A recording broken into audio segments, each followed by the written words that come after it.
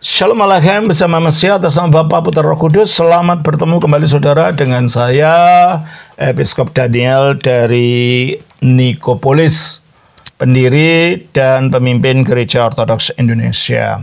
Kita akan melanjutkan menjawab pertanyaan-pertanyaan yang saudara sudah kirim.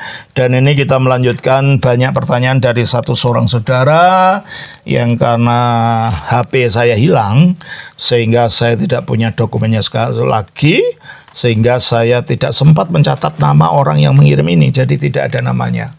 Tapi yang saudara merasa pertanyaan ini menjawab, dan ini pertanyaan saudara sudah jawab, maka ini jawaban saya kepada saudara. Baik. Yesaya 53 sering dipakai sebagai gambaran tentang Yesus. Pertanyaannya, kenapa Bapa memakai istilah hambaku? Apakah ini tidak melukiskan perbedaan besar antara Bapa dan Yesus? Seperti suatu jurang yang lebar dan dalam. Yesaya 53 10b, ia akan melihat keturunannya, umurnya akan lanjut, dan kehendak Tuhan akan terlaksana olehnya. Ya, kita baca saja dari Yesaya 52 ayat 13. Sesungguhnya hambaku akan berhasil. Ya, di situ dia disebut hambaku. Mengapa begitu? Karena dikatakan dalam Markus 10 ayat 45, Karena anak manusia yaitu Mesias juga datang bukan untuk dilayani. Nah, dia datang bukan untuk dilayani, terus melainkan untuk melayani. Orang yang melayani itu apa artinya? Hamba. Nah, bagaimana dia melayani? Terus kan? Dan untuk memberikan nyawanya. Nah, melayaninya dengan menjadi hamba dengan jalan memberikan nyawanya. Rela melayani kebutuhan keselamatan manusia dengan jalan dia mati disalibkan. Maka karena itu dikatakan juga dalam Filipi pasal yang kedua, ayatnya yang ke-6 sampai yang ke-8. Yang walaupun dalam rupa Allah. Artinya dia memiliki kodrat ilahi. Tidak menganggap kesetaraan dengan Allah. Yang setara dengan Allah. Karena dia adalah firman-Nya Allah. Terus? Dengan Allah itu sebagai milik yang harus dipertahankan. Ya, tidak mempertahankan itu. Aku tidak mau kemana-mana, udah di sini aja, gitu, enggak.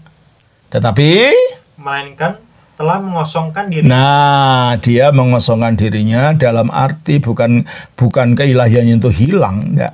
Keilahiannya itu tidak dinampakkan. Meskipun ada di dalam dia. Terus? Melainkan telah mengosongkan dirinya sendiri dan mengambil rupa seorang hamba.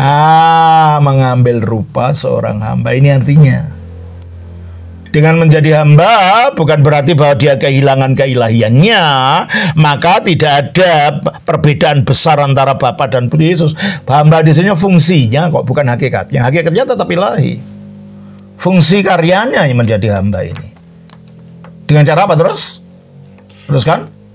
Melainkan telah mengosongkan dirinya sendiri dan mengambil rupa seorang hamba. Terus? Menjadi sama dengan manusia. Menjadi sama dengan manusia, terus?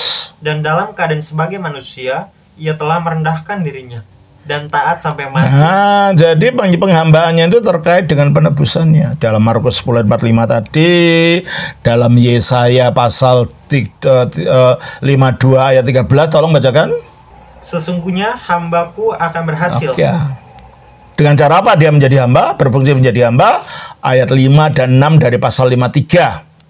Tetapi dia tertikam oleh karena pemberontakan dia disalibkan untuk dosa manusia. Seperti yang dikatakan dalam Markus. Seperti yang dikatakan dalam Filipi. Terus?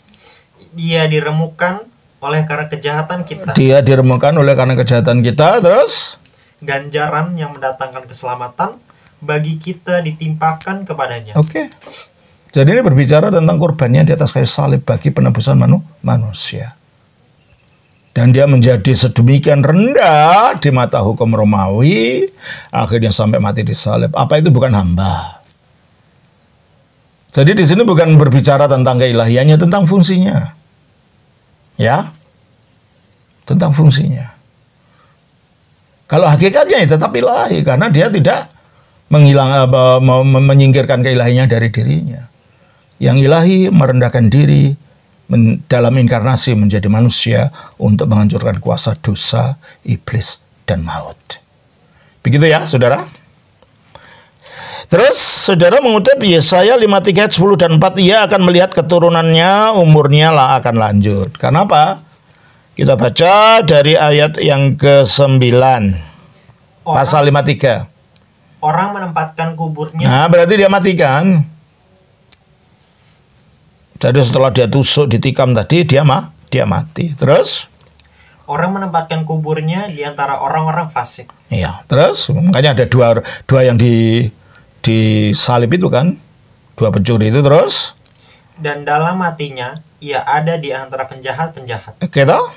Terus? Sekalipun ia tidak berbuat kekerasan dan tipu tidak ada dalam mulutnya. Teruskan. Tetapi Tuhan berkehendak menemukan dia dengan kesakitan apabila ia menyerahkan dirinya sebagai korban penebus salah. Oke. Jadi Yesus di sana menjadi korban menurut nubuat dalam Yesaya ini. Terus, dan itulah artinya dia menjadi hamba. Terus, ia akan melihat keturunannya. Nah, setelah dikubur dia melihat keturunannya. Berarti kalau dia akan bangkit lagi. Sebab kalau nggak bangkit gimana bisa melihat keturunan? Berarti di sini berbicara tentang kematian dan kebangkitan Yesus. Terus? Umurnya akan lanjut. Umurnya akan lanjut, artinya kekal, dia tidak mati lagi, itu bahasa puisinya. Terus? Dan kehendak Tuhan akan terlaksana. Terlaksana karena melalui kematian dan kebangkitannya, keselamatan buat manusia telah terjadi. Itu artinya ya. Saudara mengutip ayat Yesaya 53 ayat 10. Ia akan melihat keturunannya, umurnya akan lanjut, dan kehendak Tuhan akan terlaksana olehnya. Kalau melihat ayat ini, seolah-olah Yesus menikah dan mempunyai keturunan. Kalau Yesaya 53 benar tentang Yesus. Ini bahasa puisi, bahasa nubuat. Dan sering bahasa nubuat itu menggunakan simbol-simbol. Melihat keturunannya artinya dia hidup terus. Tidak harus keturunannya sendiri, keturunan murid-muridnya, keturunan orang yang percaya kepada dia, termasuk saudara lah keturunannya dia. Keturunan dalam iman, dan dia melihat kita, gitu loh. Jadi ini tidak berbicara tentang menikah, ya. Nah, mempunyai keturunan, karena keturunan di sini dalam bahasa nubuat tidak harus dimengerti secara literal. Dia punya keturunan karena kawin, gitu ya. Kalau Yesaya benar tentang Yesus, ya memang tentang Yesus, ya. Ini adalah tentang Yesus. Coba kita baca di dalam Kisah Rasul pasal 8. Ayatnya yang ke-29 sampai dengan ayat yang ke-35.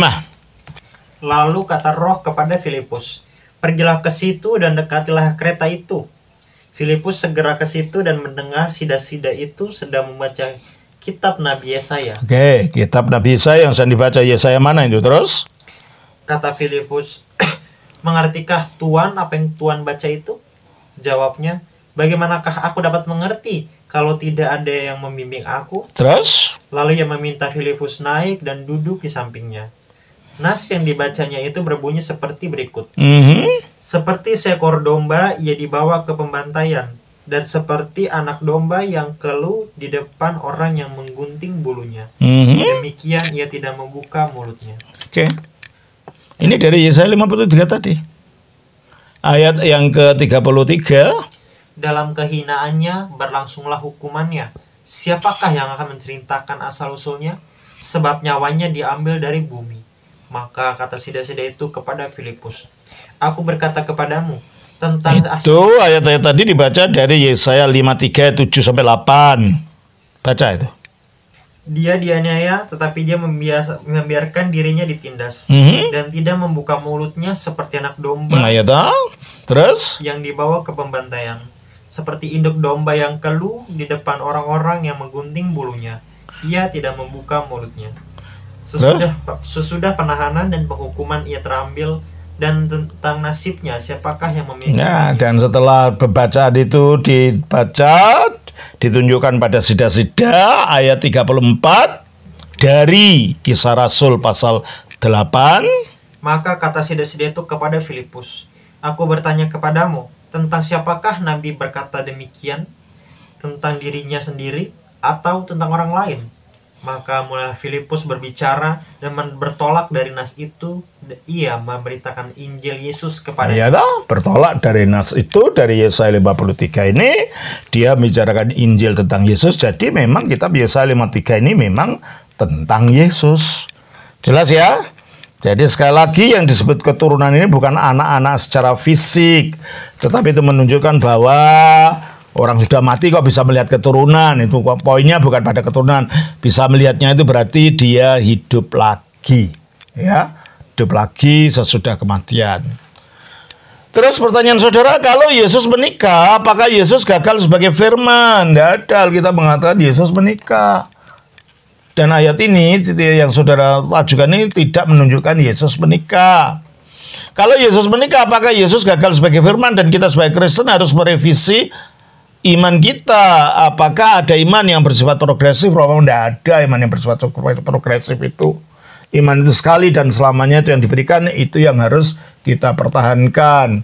Kita baca di dalam Yudas 1 ayat 3. Tolong bacakan.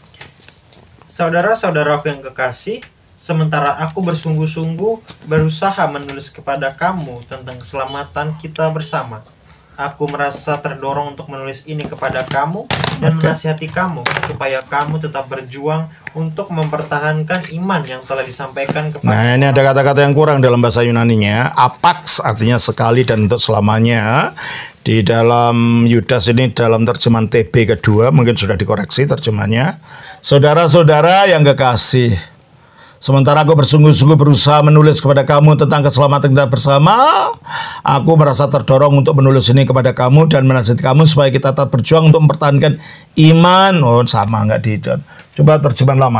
Hai segala kekasihku, tatkala aku menghabiskan usahaku menulis surat kepadamu dari hal keselamatan kita bersama, maka pada perasaanku terpaksalah aku menulis akan mengingatkan kamu bersungguh-sungguh berebutkan iman, maksudnya mempertahankan iman yang sudah sekali bagi sekalian dikaruniakan kepada orang suci. Jadi iman itu sekali bagi sekalian, itu sekali dan untuk selama-lamanya, once for all.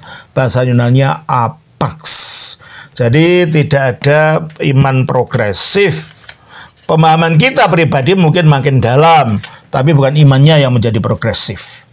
Begitu ya. Saya kira itu yang bisa saya sampaikan untuk jawaban ini. Tuhan memberkati. Shalom. Atas nama Bapa, Putra, Roh Kudus. Amin.